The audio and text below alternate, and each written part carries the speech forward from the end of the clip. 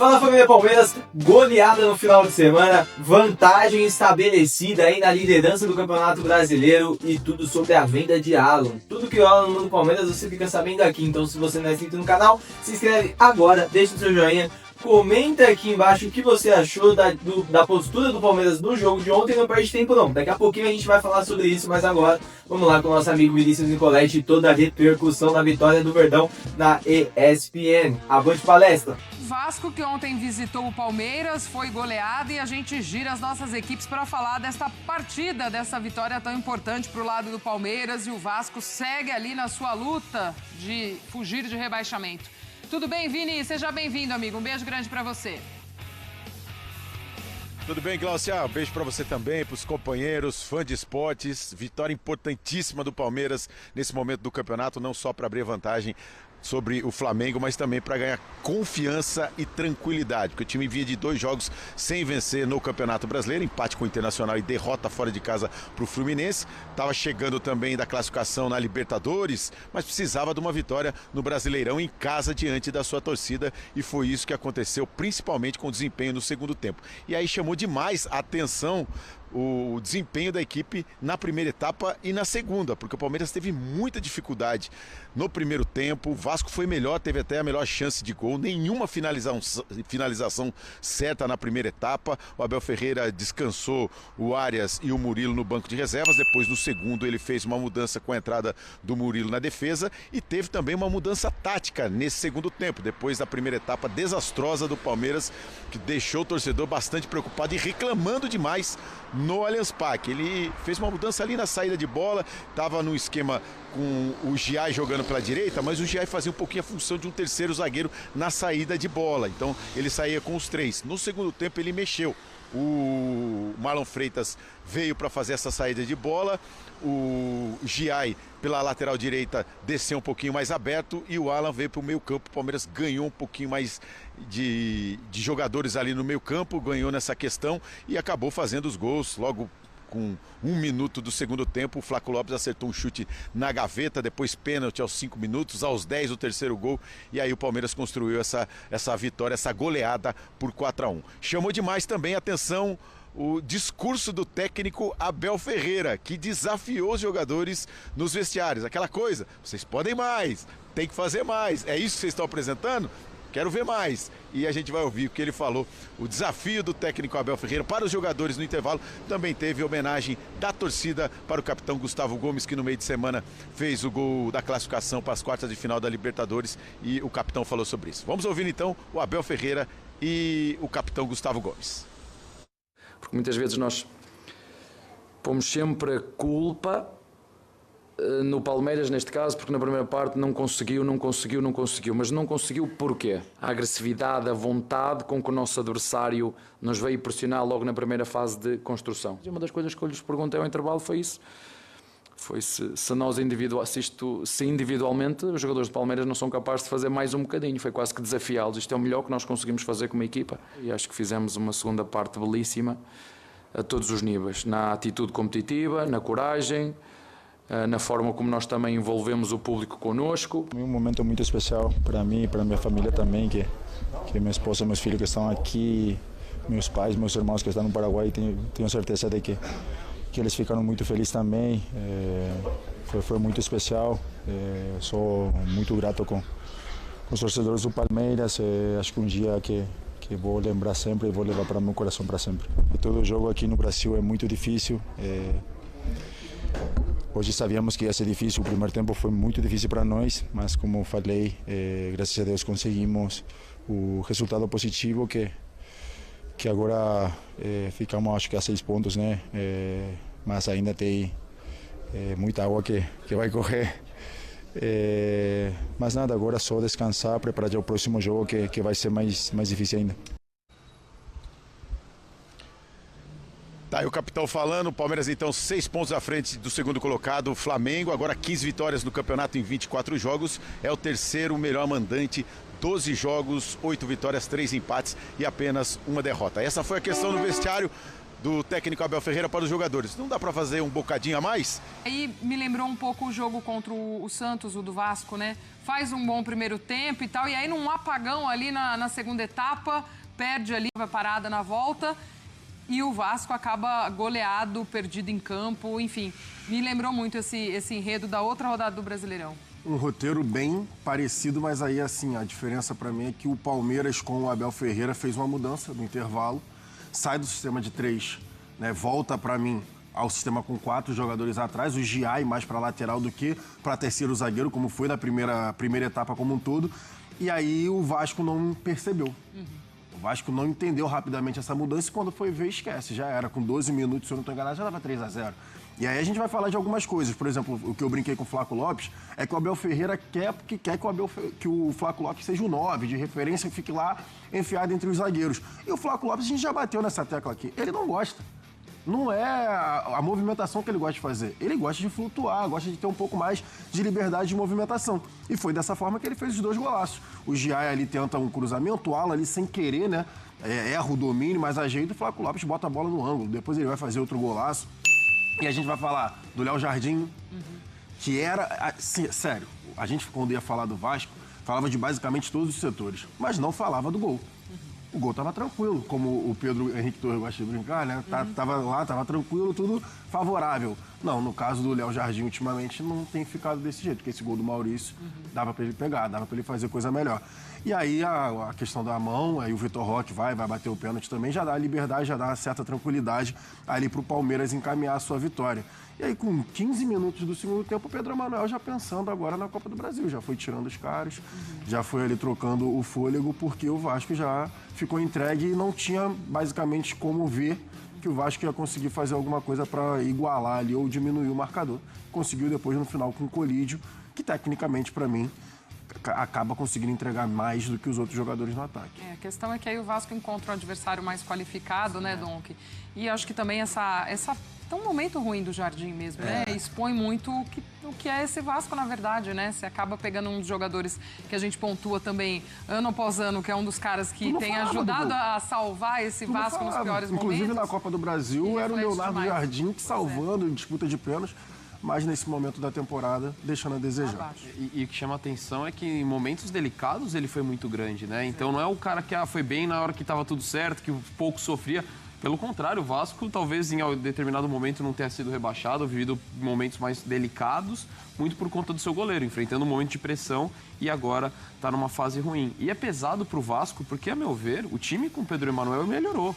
Acho que é um time melhor, ele é mais...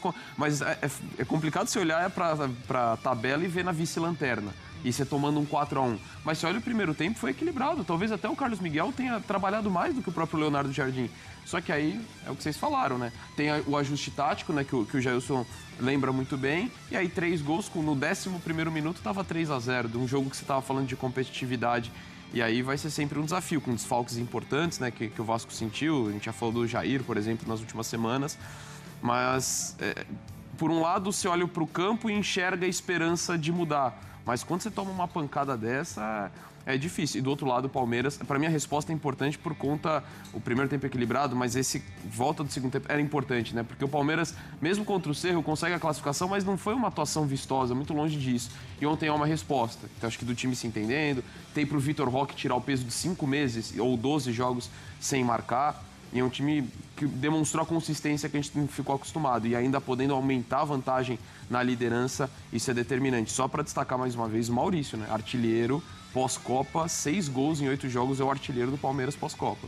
Dá uma olhadinha nos números do Flaco Lopes, outro personagem deste Palmeiras. Tá aí na tela pra gente, ó, os números dele nessa vitória contra o Vasco ontem. 2 gols, 3 finalizações, 2 no alvo, 4 ações na área rival, 14 duelos ofensivos, 8,02 a nota dele no Bola de Prata. 28 participações em gols, né, na temporada. O Flaco Lopes é o cara mesmo. Tem essa questão desse ajuste com o Vitor Roque, da dupla que a gente tanto falou na temporada passada, o Vitor Roque voltando, até ali na hora do pênalti, né? Deu pra perceber ali uma resenha e tal, mas vai lá, Vitor Roque, bate como o Donk pontuou, você tá precisando. E só pra pegar o gancho, no primeiro tempo o Vasco foi melhor. O Vasco realmente foi melhor, teve as principais oportunidades. Só que bate novamente na tecla do torcedor vascaíno ali em relação ao ataque. Não mata, não faz os gols. E aí volta para o segundo tempo, Abel Ferreira. E aí, outra coisa que a gente também já vem falando aqui, em relação ao sistema do Abel Ferreira. Tudo bem, contratou o Barbosa, é um sistema que ele gosta, de 3 zagueiros, mas o time, no final das contas, as coberturas, e até na hora de você conseguir criar as jogadas, pelo que a gente tem percebido, se sente mais confortável com 4 jogadores, né, no sistema defensivo, e ali para ter um pouco mais até de tranquilidade na hora que eles trabalham o jogo por dentro, né? Porque com 3 zagueiros você obriga os zagueiros a carregarem a bola. E os zagueiros do Palmeiras, na teoria, não têm essa qualidade de carregar. Eles acham o passe. Aquela saída, né? Porque aí fica estático. Porque pro Vasco ficou confortável. O Vasco não apertava os zagueiros. O Vasco marcava os outros. Deixava lá com o Barbosa, com o Giai pelo lado direito, com o Gustavo Gomes. Eles tinham que carregar. Como eles não carregavam, a marcação ficou tranquila. E aí depois, quando o Abel Ferreira mudou no intervalo, aí o Vasco teve dificuldades e 11 minutos, 3-0. Vamos voltar lá com o Vinícius Nicoletti para falar agora também dos bastidores, do mercado do Palmeiras. A gente fala em momentos, né? Quem tem um grande momento é Gustavo Gomes, nos braços da galera, foi homenageado ontem. E aí fica por mais tempo, Vini. Exatamente, Glaucio. Palmeiras anunciou agora de manhã, na segunda-feira, a renovação de contrato do capitão, o zagueiro Gustavo Gomes, até 2030. Ele foi homenageado pela torcida, a gente viu ali na entrevista, falou 412 jogos com a camisa do Palmeiras, é o jogador que mais conquistou títulos na história do clube, o estrangeiro que mais atuou com a camisa do Palmeiras, mais vezes capitão e o maior zagueiro artilheiro da história do clube, superando o Luiz Pereira. Então, são números que vão continuar até 2030, tem tudo aí para ultrapassar a casa dos 500 jogos defendendo o Palmeiras, já tem 412 e vai entrar entre os 5 primeiros que mais vestiram a camisa alviverde. Então, grandes números para o Gustavo Gomes, que segue então com renovação até 2030.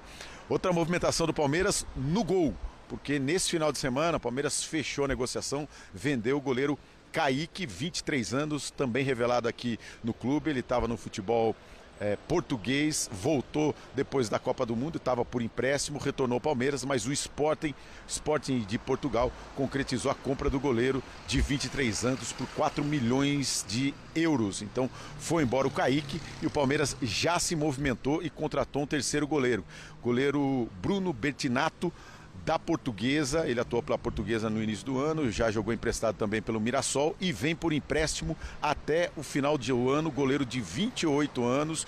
Isso foi um pedido do técnico Abel Ferreira. Tem o Cauã, que vem da base, também fica no banco de reservas quando tem o Lomba e ele compõe, quando não tinha o Kaique. Pode ser um goleiro que vai ser aproveitado mais para o futuro, mas o Palmeiras de olho num goleiro que já tenha movimentação, com bagagem, então foi atrás do Bruno Bertinato e contratou o goleiro por empréstimo até o final do ano, goleiro de 28 anos, já fez exames médicos e deve ser apresentado nesta segunda-feira aqui na Academia de Futebol. E terceiro assunto sobre a questão do Alan. Manchester City fez a proposta de 35 milhões de euros para levar o jogador. Ontem na entrevista coletiva, o Abel, claro, valorizou demais o Alan, dizendo que vale 100 milhões, mas o Palmeiras espera pelo menos 40 milhões de euros, mais aí bônus, alguma coisa na casa de 45 milhões para liberar o jogador. Então essa é a estratégia do Palmeiras, não vai vender por menos de 40 milhões de euros, mas a negociação pode se desenrolar ainda no início dessa semana e esse jogo contra o Vasco pode ter sido a despedida do Alan com a camisa do Palmeiras. Se desenrolar até terça-feira, hoje tem reunião para adiantar essa situação. Se desenrolar até essa terça-feira, ele já não atua contra o Santos pela Copa do Brasil. Então é um dinheiro que entra em caixa, importante para o Palmeiras, mais de 250 milhões de reais. A meta do clube para faturamento esse ano, com venda de jogadores, é de 400 milhões de reais. Por enquanto, o Palmeiras atingiu apenas 20% desses números. Se vender o Alan, fica bem próximo dessa meta, já vendendo o Kaique para o Sporting de Portugal. Glaucio. Família, vamos lá, vamos comentar um pouquinho aí, ó. Põe na tela aí pra mim, editor, o Campeonato Brasileiro. Põe na tela aí pra mim a tabela, porque olha Olha só o Verdão mais líder do que nunca, meus amigos. Segue o líder lá. Palmeiras na primeira posição com 51 pontos após a vitória de ontem. Flamengo em 45 pontos. Palmeiras abre 3 pontos a mais aí de vantagem diante do Flamengo após a derrota do Flamengo no último sábado diante do Cruzeiro. 2-1 Cruzeiro. Olha o cabuloso salvando nós aí, meus amigos. Mas o grande tópico é que a gente vinha falando que o Palmeiras não vem bem. O Palmeiras não vem num bom momento, né? Isso de fato é nítido. A gente vê que o primeiro tempo no jogo diante do Vasco não foi um primeiro tempo daqueles, mas Flaco Lopes, meus amigos, Lionel Messi Lionel Messi Alviverde, é isso. O homem joga muita bola. Numa hora ali, cara, eu tava sem óculos. Falei, mano, o Messi no Palmeiras, o que tá acontecendo? 2 golaços de Flaco Lopes. Em 10 minutos o Palmeiras fez 3 gols e realmente foi uma excelente vitória no jogo de ontem. Um segundo tempo majestoso, eu diria. Acho que o Palmeiras jogou muito bem no segundo tempo. Teve troca de bola, teve tabelinha. Eu falei, o que aconteceu entre o primeiro e o segundo tempo? Porque é absurda a diferença de um time que só chuveirinho, bola na área, chuveirinho, bola na área e vamos lá, e bicão pra frente. Do time que toca a bola, que procura jogada, que busca contra-ataque, que finaliza um contra-ataque com a qualidade que foi, ainda que Léo Jardim tenha falhado feio no gol do Maurício, né? A bola caiu na perna direita dele, até o passe foi um pouquinho fora, assim, do padrão, né? Foi um bom contra-ataque puxado pelo time do Palmeiras. Então, assim, excelente partida no jogo de ontem. Abrimos 3 pontos aí de vantagem. É claro que 6 pontos de vantagem, mas é claro que o Flamengo tem um jogo a menos. Né, esse jogo a menos deve ser disputado aí no início de setembro, tá? Então, caso seja disputado de fato, a gente vai ver aí se realmente o Flamengo vai retirar aí os 3 pontos que tá atrás ou não, né? O grande ponto é que efetivamente pelo menos 3 pontos de vantagem nós temos, né? Com a vitória de ontem, o Palmeiras se consolida aí como o segundo melhor ataque do campeonato e a melhor defesa, tá? Então, olha só, a gente reclama tanto da defesa do Palmeiras, né? E eu reclamo muito, acho que tem tomado gol toda a partida, inclusive ontem tomou gol novamente, mas é um time que menos toma gol no campeonato. Isso é um ponto aí a ser considerado. E é claro que o Flamengo tem um jogo a menos, isso significa que pode fazer mais gols e aumentar ainda mais a vantagem diante do Palmeiras com relação ao melhor ataque, mas isso também significa que tomou mais gols jogando menos jogos. Olha só, parece que nem é de tudo ruim, assim, a situação do Verdão. Mas o grande tópico, meus amigos, é que o Palmeiras é mais líder do que nunca, então segue, beleza? E pra melhorar ainda, a gente viu o Tricolor perdendo, a gente viu os Gambá perdendo. Meus amigos, rodada perfeita nesse final de semana. Não tem rodada melhor do que a que nós acabamos de passar. Que final de semana absurdo. Agora a gente muda o foco, porque quarta-feira tem Palmeiras e Santos pela Copa do Brasil, e aqui você vai ficar sabendo de tudo sobre a preparação do Palmeiras para esse confronto importante, jogo de ida pelas quartas de finais da Copa do Brasil, jogo disputado no Nubank Park. E se você é de São Paulo, você precisa estar lá. Eu estarei lá. A gente vai ter um tempinho. Vamos comer um churrasquinho na entrada do estádio. Mas precisamos estar lá todos juntos para apoiar o nosso Verdão. Que se Deus quiser, vamos sair com mais uma vitória aí. E quem sabe encaminhar a classificação para as semifinais da Copa do Brasil, meus amigos. Por hoje é isso. Amanhã a gente volta com mais vídeo, com mais informação, mais notícias do Verdão. Então, se você não é inscrito, se inscreve agora. Se inscreve agora, deixa o seu joinha aqui e comenta o que você achou da postura do Palmeiras ontem e qual foi a principal diferença entre o primeiro e o segundo tempo. Amanhã a gente comenta mais sobre isso. Avante palestra, excelente semana para vocês. Valeu, abraço.